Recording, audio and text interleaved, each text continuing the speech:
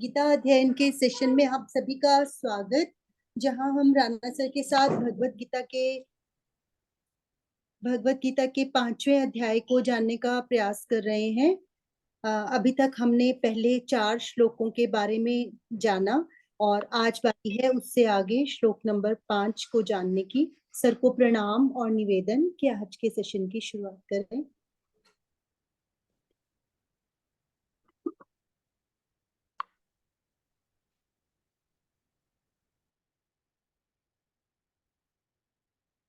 ओम वसुदेव सुतं देवं कंसचाणूरमर्दनं देवकी परमानंदं कृष्णं वंदे जगद्गुरुं।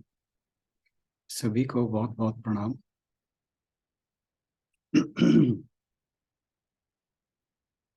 हम गीता जी के 5वें अध्याय पर चर्चा कर रहे हैं और कल हमने किया था श्लोक नंबर 4। अर्जुन का प्रश्न था कि कर्मयोगी होने या सन्यासी होने में, दोनों में, यानी गृहस्थ या सन्यासी होने में कौन सा मार्ग बेहतर है। तो भगवान जी ने कहा कि दोनों ही मार्ग कल्याण वाले हैं, कल्याण करने वाले हैं, लेकिन उन दोनों में, दोनों का नाम क्या था? कर्म संन्यास और कर्म योग। लेकिन उनमें भी जो कर्म योग है वो सहज है, सुगम है, इसलिए वो ज्यादा बेटर है। और कर्म योग को उसकी श्रेष्ठता बताने के लिए, लेकिन एक चीज हमेशा ध्यान में रखे कि भगवान जी कर्मयोग की श्रेष्ठता अगर बता रहे हैं तो वो अर्जुन की परिस्थितियों के हिसाब से बता रहे हैं। वो कहीं भी ये नहीं कह रहे कि जो संन्यास का मार्ग है या कर्म संन्यास का मार्ग है वो कहीं कमतर है। ये हमेशा ध्यान में रखें। तो वो परिस्थितियों के अनुकूल अर्जुन को उपदेश दे रहे हैं और उन्होंने कहा कि उस व्यक्ति को नित्य सन्यासी समझो जिसके मन में ना कोई द्वेष है, ना आकांक्षा है, ना ही उसके मन में द्वंद्व है।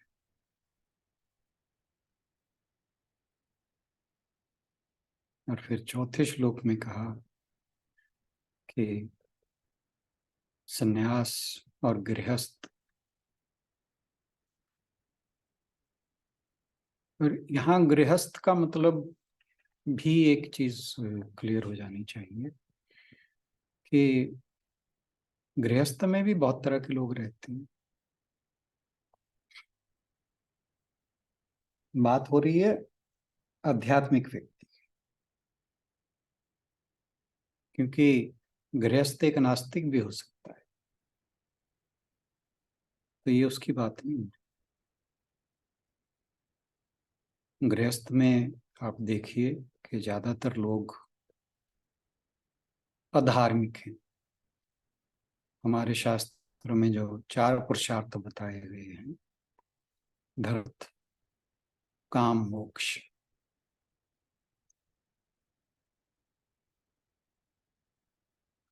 तो हमारे शास्त्र धर्म पहले लगाते हैं। वैसे जो है ये अर्थ, काम, धर्म, मोक्ष, पहले व्यक्ति अर्थ के पुरुषार्थ में जाता है, फिर वो काम, क्योंकि अर्थ का पुरुषार्थ करेगा तभी उसकी कामनाओं की सिद्धि होने की या पूरी होने की चांसेस रहते हैं। उसके बाद उसकी जो नेक्स्ट स्टेज है वो धर्म की है, यानी कि अब वो जो भी करता है अर्थ के लिए या काम के लिए, वो धर्म के अनुरूप करता है, कुछ मूल्यों के लिए करता है, उचित अनुचित का भेद जानकर करता है, तो फिर उसके ये धर्म और अर्थ जो है वो धार्मिक हो जाते हैं, ये पुण्य और पाप देने वाले हो जाते हैं, तो यानी वो गलत कर्म करने से बचता है।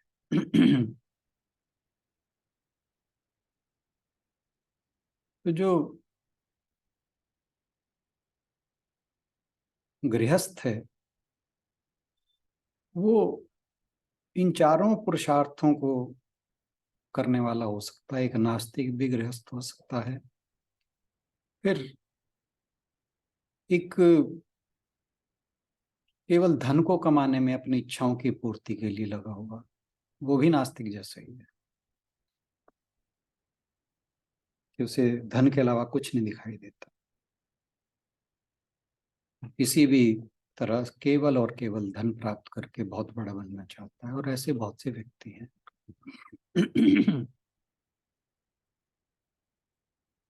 लेकिन जब उचित अनुचित और धार्मिक अधार्मिक ये कृत्य साथ में जुड़ जाते हैं, तो उसके कर्म फिर बेटर होने लगते हैं। इससे अगली स्टेज है जिज्ञासा, साधक होने की, आध्यात्मिक होने की। अब जो सन्यासी है वो तो आध्यात्मिक होगा ही, तभी सन्यासी बनेगा। तो सन्यासी की तो यहाँ बात नहीं है, बात केवल गृहस्थ की है, कि यहाँ पर जिन की बात हो रही है वे आध्यात्मिक गृहस्थ की बात हो रही है, बाकी तीन प्रकार के गृहस्थों की बात नहीं हो रही।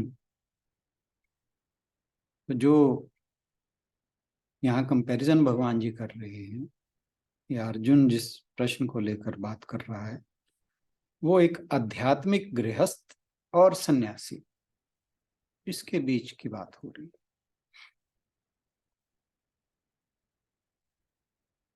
तो भगवान जी फिर कहते हैं कि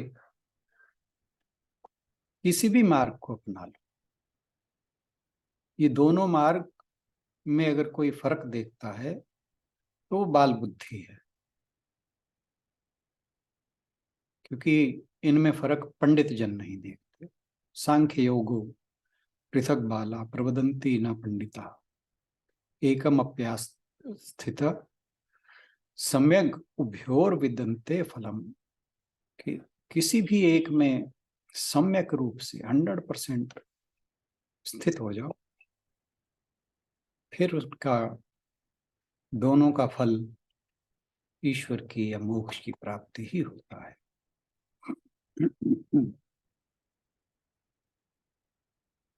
तो अब एक बुद्धिमान व्यक्ति इन दोनों अवस्थाओं को, कौन सी,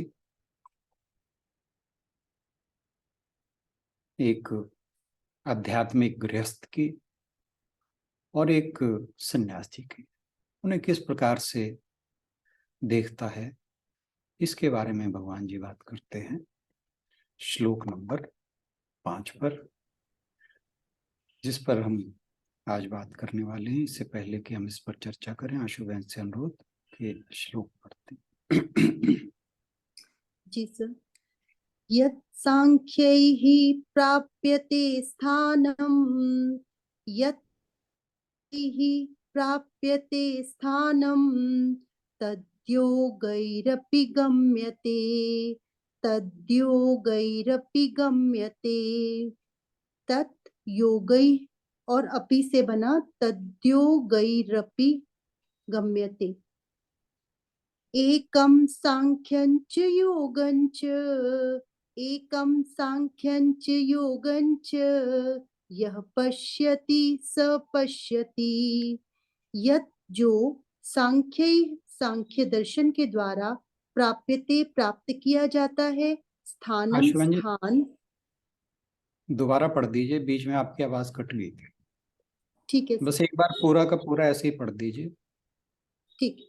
यत् सांख्यैः प्राप्यते स्थानं तद्योगैरपि गम्यते। एकं सांख्यं च योगं च एकं सांख्यं च योगं च यः पश्यति स पश्यति।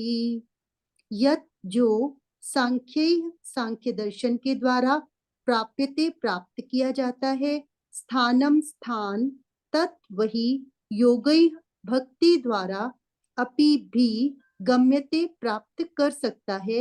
एकम एक, सांख्यम विश्लेषणात्मक अध्ययन को, च तथा योगम भक्तिमय कर्म को, च तथा यह जो पश्यति देखता है, सह वह पश्यति वास्तव में देखता है।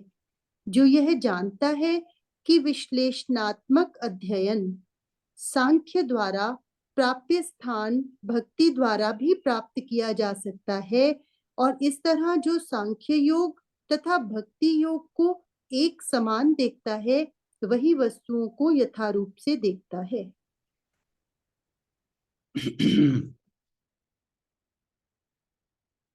तो यहाँ पर दो प्रकार के योग की बात हो रही है, सांख्य योग और कर्म योग। तो इसको हम कर्म योग या ज्ञान योग भी कह सकते हैं। एक तो मतलब इसका ये निकलता है, और दूसरा निकलता है कि गृहस्थ और सन्यासी।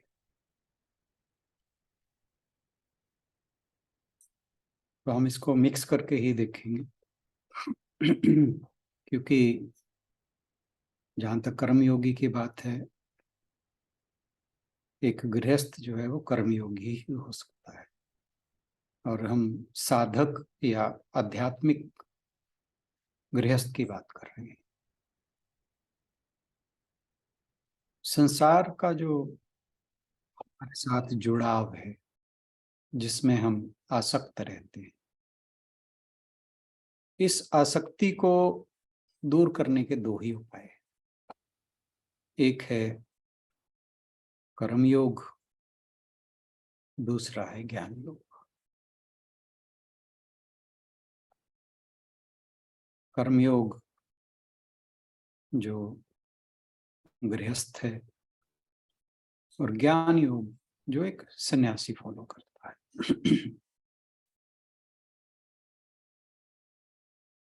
कर्मयोग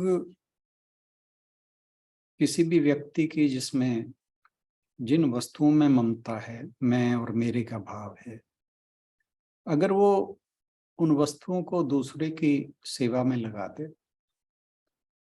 और जिन व्यक्तियों में उसकी ममता है उनकी निस्वार्थ भाव से सेवा कर दे, तो यह कर्मयोग है।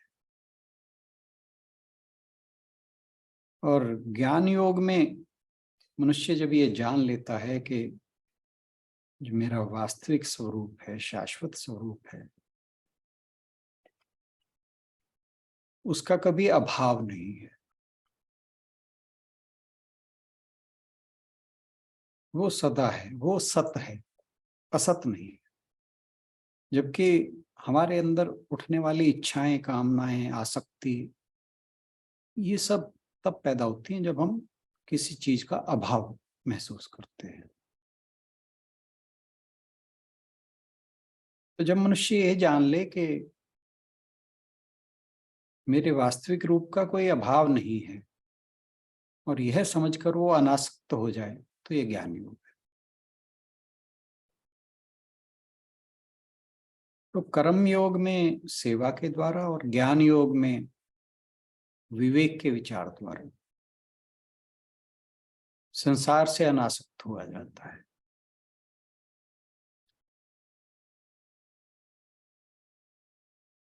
तो यहाँ पर भगवान जी श्लोक में कह रहे हैं कि अगर कोई ज्ञान योग के माध्यम से परमानंद की स्थिति को प्राप्त करता है, तो उसी पद को एक दूसरा व्यक्ति कर्मयोग के माध्यम से भी प्राप्त कर सकता है।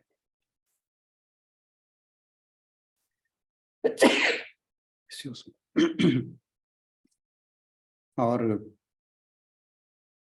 ज्ञानी की दृष्टि में दोनों एक ही हैं।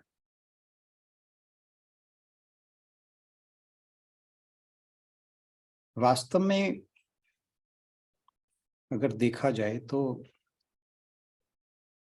मन, इंद्रियां और शरीर,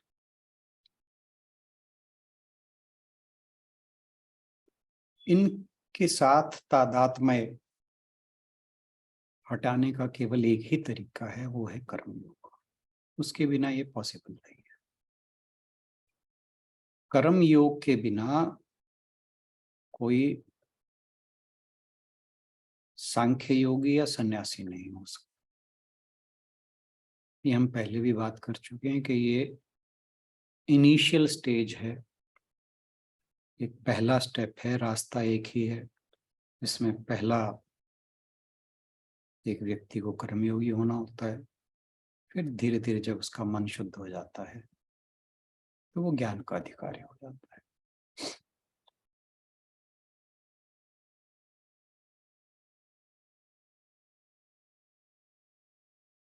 जब कोई शास्त्रों द्वारा बताए गए, हमारे वेदों में या ईश्वर द्वारा बताए गए जो भी कर्तव्य कर्म है, उनको अपना मन भगवान में लगाकर पूरे निष्ठा से करता है, वो ज्ञान का अधिकारी हो जाता है। अब मान लीजिए कि दो व्यक्ति हैं जो आत्मज्ञान प्राप्ति के लिए प्रयास कर रहे हैं।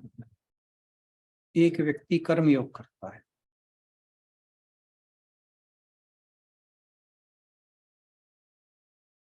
लेकिन वो इस बारे में बिल्कुल विचार नहीं करता कि कार्य को, कर्मों को कैसे करना।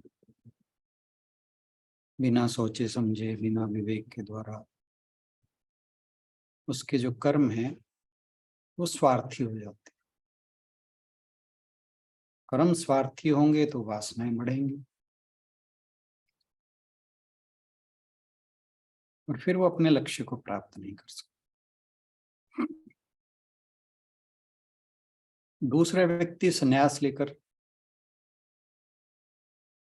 साधु बनकर एक आश्रम जाता है,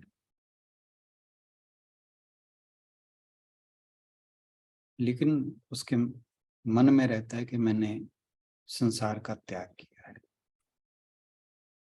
और उस संसार के बारे में जो भी उसका अपना संसार था, परिवार था, वातावरण था, उसके बारे में, अपने जीवन के बारे में सोचता रहता है,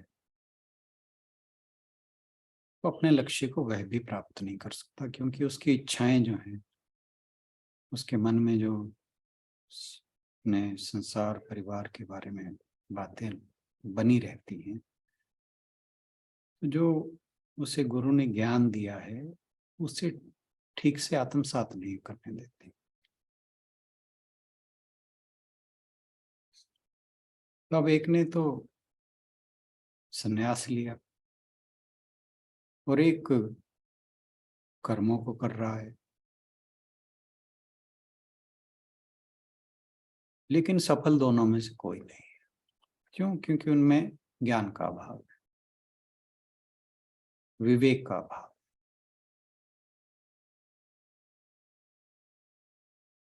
तक कोई भी कर्म करते समय विवेक का इस्तेमाल नहीं होगा, या त्याग करते समय व्यक्ति को यह ज्ञान नहीं होगा कि मैं करता नहीं हूं, तब तक व्यक्ति किसी भी लक्ष्य को प्राप्त नहीं कर सकता। लेकिन अगर कोई त्यागी है, सन्यासी है, लेकिन जो बाहरी दुनिया है उसे पूरी तरह से नहीं छोड़ा, दुनिया भी उसके मन में मौजूद है, तो वो मुक्त नहीं हो सकता। इसमें एक छोटी सी कहानी है, शायद मैंने पहले भी शेयर की थी, कि दो ब्रह्मचारी थे, जंगल गए, तो वापस अपने आश्रम की ओर आ रहे थे। रास्ते में एक नदी आ गई। नदी किनारे एक बहुत ही खूबसूरत लड़की खड़ी थी, और वो वहाँ नदी को पार करने के लिए कोई नाव नहीं थी, और वो अपने को बड़ी असहाय समझ रही थी।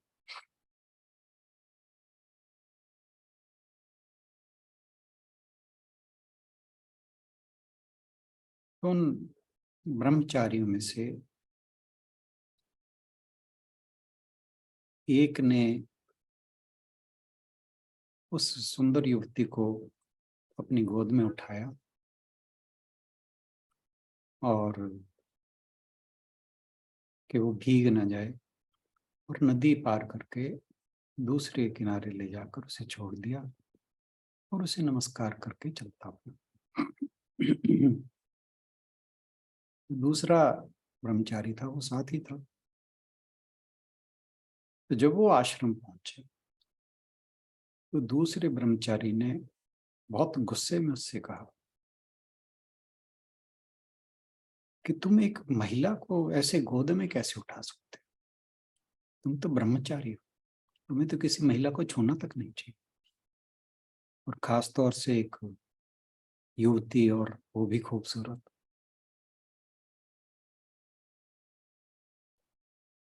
तो जो पहले वाला ब्रह्मचारी था, उसने कहा कि मैंने तो उसे उठाया, नदी पार ले गया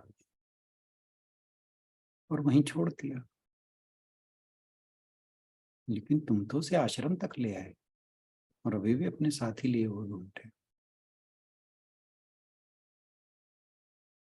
तो डिपेंड ये करता है कि हमारा मन कैसे काम करता है, मन हमारा कहाँ फंसा है। जो सच में त्यागी था, उसने उसे वहीं छोड़ दिया था, वो उस पर अटका ही नहीं। दूसरा भी उस पर ही अटका हुआ था, उसके दिमाग में वही चल रहा था।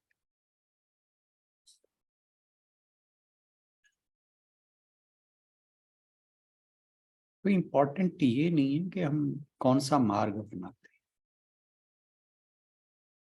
इम्पोर्टेंट ये है कि हमारी मनस्थिति क्या है। तो भगवान जी ने यहाँ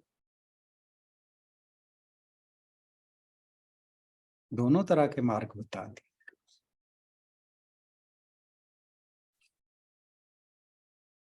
लेकिन भगवान जी का स्वयं का अवतार, उन्होंने कहा था कि परित्राणाय साधूनां विनाशाय च दुष्कृतां। उनका अपना झुकाव भी कर्मयोग की ओर।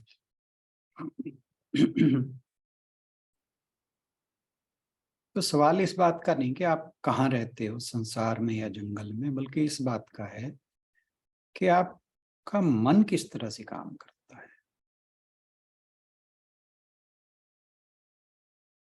आप अपने मन को किस प्रकार से ट्रेन करते हो, संयमित करते हो, और उसे आप गृहस्थ में रहते भी कर सकते हो, जंगल में रहकर भी कर सकते हो।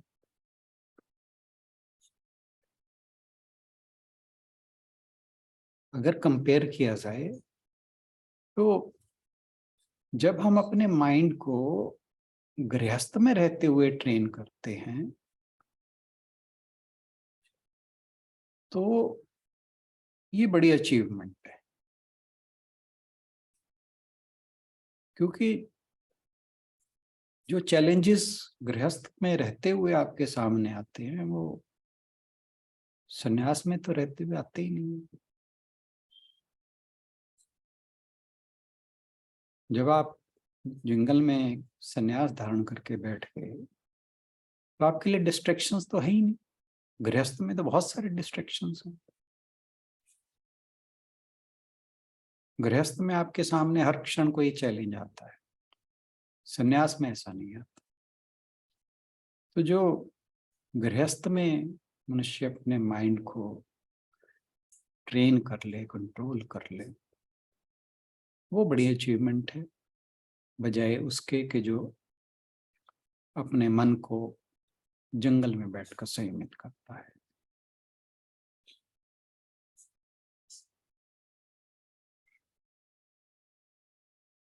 और गीता जी कहती हैं, हालांकि सन्यास की बात करते हैं, लेकिन साथ ही भगवान जी ने कह दिया कि यो ना द्वेष्टि न कांक्षति गेय स नित्य सन्यासी।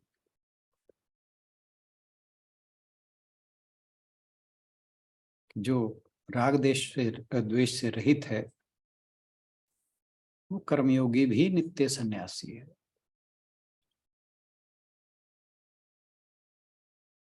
कर्मयोग का मार्ग है वो तुरंत फल देने वाला है, जबकि सन्यास का मार्ग दुष्कर है, क्योंकि बिना कर्म किए हुए तो सन्यासी भी नहीं रह सकता। वो जो भी करता है कर्मयोग का सहारा तो उसे भी लेना पड़ता है।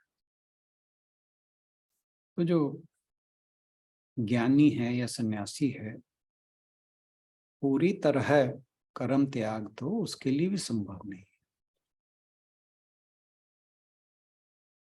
लेकिन जो गृहस्थ है उसके लिए एक प्योर कर्मयोगी होना संभव है। शर्त यह है कि कर्म करते समय कर्मयोगी का अंतःकरण शुद्ध होना चाहिए, किसी प्रकार का स्वार्थ ना हो, इंद्रियां, शरीर, मन नियंत्रण में हो। और सबसे बड़ी बात यह कि वो उसे एक शाश्वत तत्व को सबके अंदर देखने वाला हो। जो वो इस प्रकार के भाव से वो कर्म करता है, फिर उसके कर्म से लिप्त नहीं करते।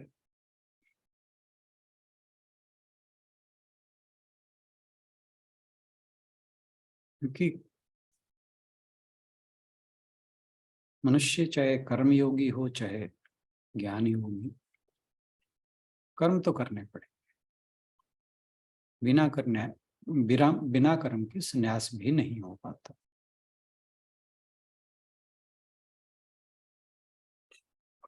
जब कर्म करते करते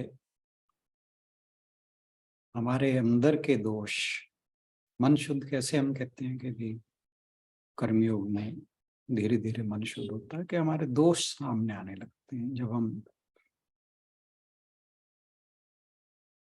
निस्वार्थ भाव से प्रभु के इंस्ट्रूमेंट की तरह कर्म करते हैं बिना फल में आसक्त हुए।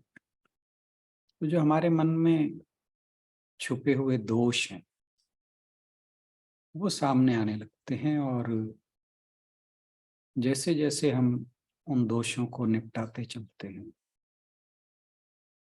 तो एक स्टेज ऐसी आ जाती है कि व्यक्ति का मन सन्यासी जैसा हो जाता है,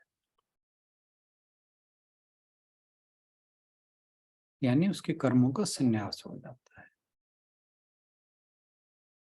और जब उसके कर्मों का संन्यास हो जाता है तो उसके कर्म जो हैं वो बड़े दिव्य हो जाते हैं।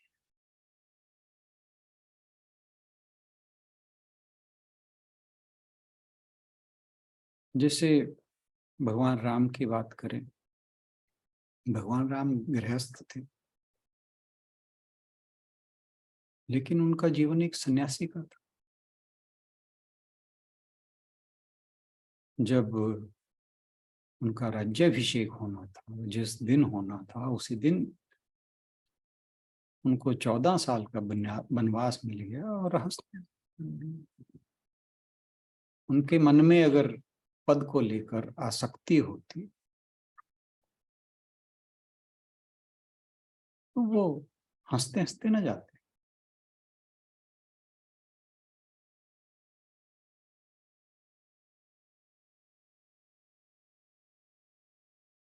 कहते हैं कि एक बार जब हनुमान जी लंका, सोने की लंका को जलाकर श्री राम के पास आए, तो भगवान राम ने उनकी पीठ पर हाथ फेरा कि तुमने बहुत मेहनत की और लंका को जलाए, मैं तुम्हारे लिए क्या करूं। हनुमान जी कहते मैंने तो आपकी प्रताप से अपना कर्तव्य पूरा किया है, और आपने तो जैसे ही मेरी हाथ पीठ पर हाथ फेरा, मेरा सारी थकान दूर हो गई।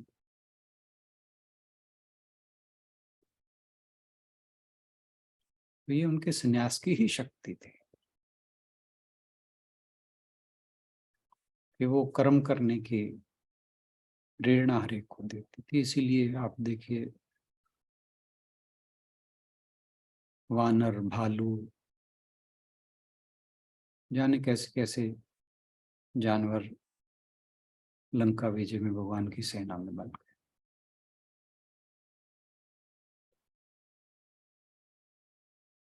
भगवान श्री कृष्ण भी ऐसे ही थे।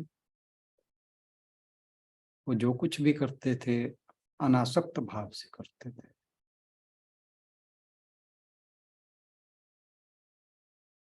और वो ऐसे ही थे जैसे कोई सन्यासी होता। कर्मयोगी, योग योगेश्वर उन्हें कहा जाता है। कर्म और ज्ञान, इनका अद्भुत संगम था। उन्होंने अद्भुत कर्म किए।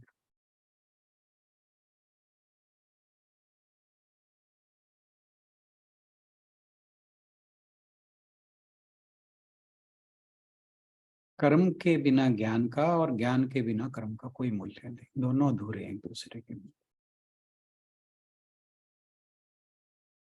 तो सन्यासी हो या कर्मयोगी, पूर्णता प्राप्त करने के लिए एक दूसरे की हमेशा जरूरत पड़ती है।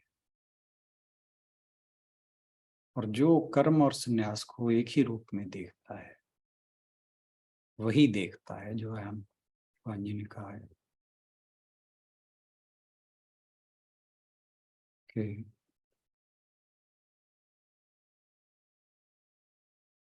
यह पश्यति सब पश्यति, जो ऐसे देखता है वही देखता है। इसका मतलब क्या हुआ कि वो तत्वदर्शी है, वो चीजों को सही ढंग से देखता है। सन्यासी और कर्मयोगी दोनों ही लोक संग्रह के लिए अपना जीवन जीते हैं। बहुत से उदाहरण है हमारे शास्त्र में। भगवान राम, भगवान कृष्ण, राजा जनक, बुद्ध, स्वामी विवेकानंद, रामकृष्ण परमहंस, शंकराचार्य जी, ना जाने कितने, बहुत लंबी लिस्ट है।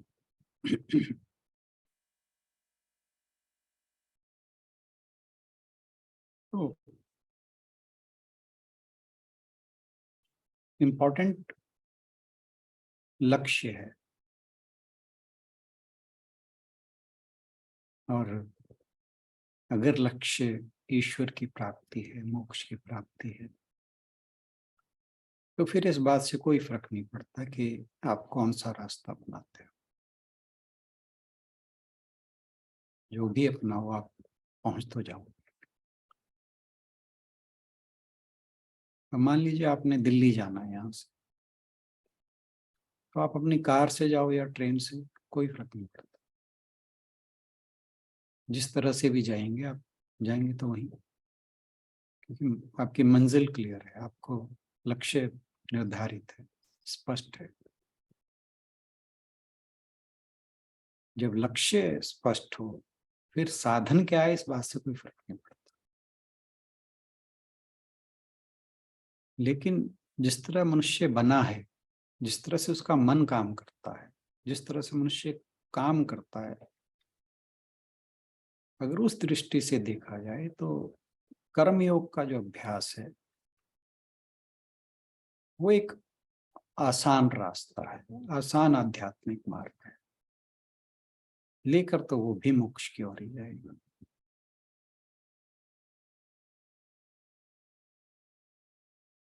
कठोपनिषद में भी आपने जब हम कर रहे थे ध्यान दिया होगा, उसमें कहा था उठो जागो,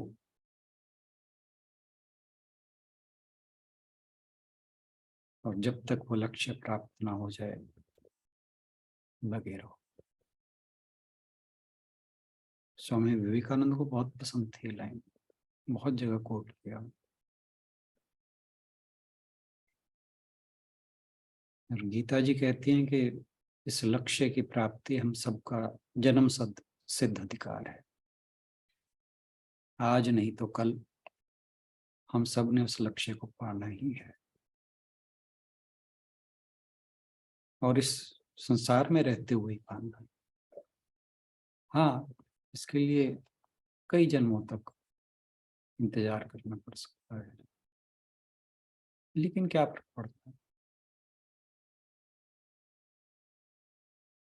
बस ध्यान रहे कि आपको ये लगना चाहिए कि हाँ, आप उस रास्ते में हैं, रास्ते से नहीं बाहर होना। और फिर इस रास्ते में जन्म आए मृत्यु आए, क्या फर्क पड़ता है।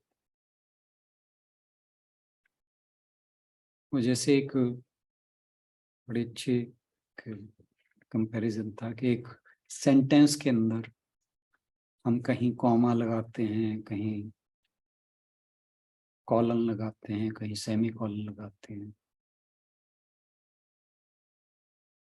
तो ये जन्म मृत्यु जो है ये ऐसे ही है, फुल स्टॉप नहीं। फुल स्टॉप वहाँ है जब सब कुछ समाप्त हो जाता है, वही मोक्ष है। तो यह एक यात्रा है। हम सब उसी आध्यात्मिक यात्रा की जो लाइन है उसी में लगे हुए हैं, उन सभी यात्रियों की तरह।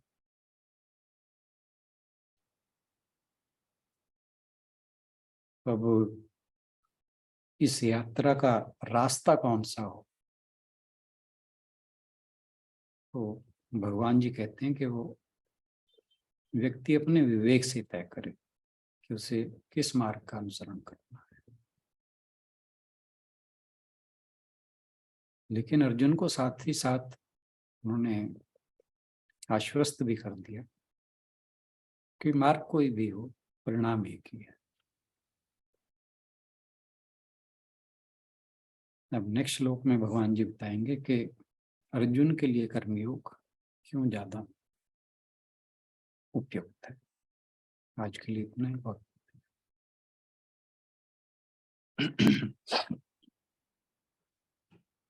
Thank you sir. सो हमारी ट्रेन तो ठीक है फिर। लकी है हमें, वो सही ट्रेन की टिकट मिल गई है आराम से। और पैसेंजर्स जो साथ में मिले हुए हैं वो भी बहुत अच्छे हैं, सहयात्री भी हमारे। बिल्कुल सही बात है। हाँ जी, यदि कोई कहना चाहे आज के श्लोक को लेकर तो जरूर अपने विचार रख सकते हैं।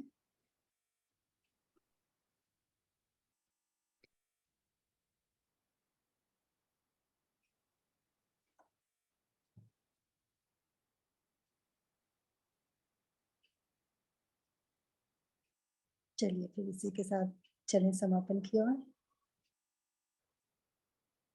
ओम पूर्णमदः पूर्णमिदं पूर्णात् पूर्णमुदच्यते पूर्णस्य पूर्णमादाय पूर्णमेवावशिष्यते। ओम शांति शांति शांति। हरि ओम।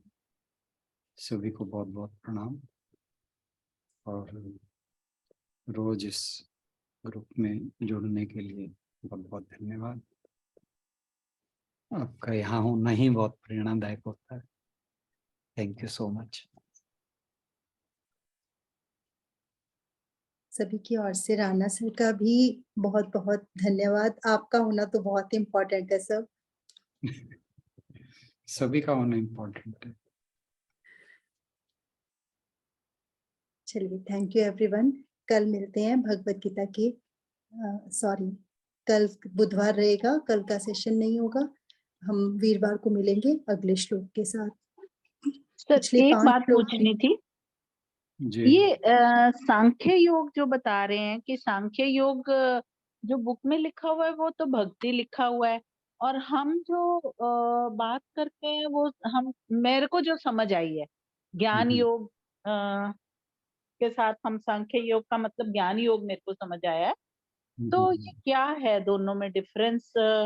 मतलब ऐसा मुझे लग रहा है डिफरेंस है कि नहीं, आप बताओ।